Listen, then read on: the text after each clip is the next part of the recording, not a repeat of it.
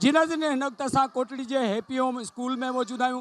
नाज़रीन, हिन स्कूल पारां वरी वेड़ा वसंदा सिंध जा जे उनवान हेठि ते ख़ूबसूरत तक़रीब मुनक़द कई वई आहे। हिन तक़रीब में स्कूली शागिर्दनि क़ौमी गीतनि ते रक़्स कयो आहे, मुख़्तलिफ़ टेबलोस पेश कया आहिनि। अचो त हिते स्कूल जे शागिर्दनि ऐं उस्तादनि सां ॻाल्हि ॿोल कयूं।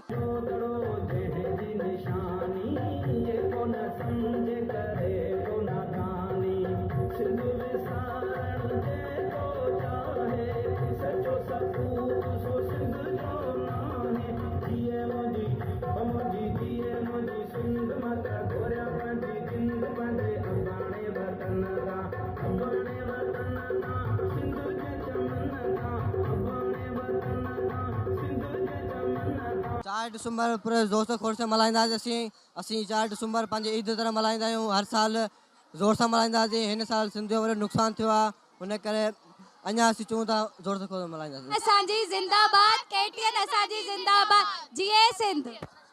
असां हर साल माने कल्चर डे के ख़ुशियुनि सां मल्हाईंदा आहियूं ऐं अॼु भला असांखे इलाही मज़ो आयो ऐं असांखे इलाही ख़ुशी थी तो जाम असां ख़ुशीअ में शामिल आहियूं। असां जेके नौजवान छोकिरा आहियूं जीअं मैट्रिक क्लास जा फर्स्ट ईयर जा, उहे असां 4 दिसंबर ते पंहिंजे हिते शहर कोटड़ी जे जेको अलार चौक ते जेको प्रोग्राम थींदो उते पार्टिसिपेट कंदासीं ऐं असां हिन ॾींहं खे पंहिंजे ईद वांगुरु ॾींहुं मल्हाईंदा आहियूं। हीउ ॾींहुं हिकिड़ो ख़ासि ॾींहुं आहे, सिंधियुनि जे मख़सूस ॾींहुं आहे, सिंधियुनि जे सुजाॻ थियण जो। वरी वेड़ा वसंदा सिंध जा जे हवाले सां असांजे स्कूल में हर साल जीअं हीउ ॾींहुं जेको आहे ईद वांगुरु मल्हायो वेंदो आहे। असां हर साल स्कूल में जोश ऐं जज़्बे सां ही प्रोग्राम कंदा आहियूं। असां केटीएन वारा जा तमामु शुक्रगुज़ार आहियूं। पोयनि सालनि खां बि हिन साल वधीक जोश ऐं ख़रोश सां पंहिंजो ॾिहाड़ो मल्हायूं था। इन जे करे जो हिन बारिशुनि जी वजह सां असांजी सिंध जे अंदरि कुझु तबाहियूं थी वियूं हुयूं, पर असां चाहियूं था त असां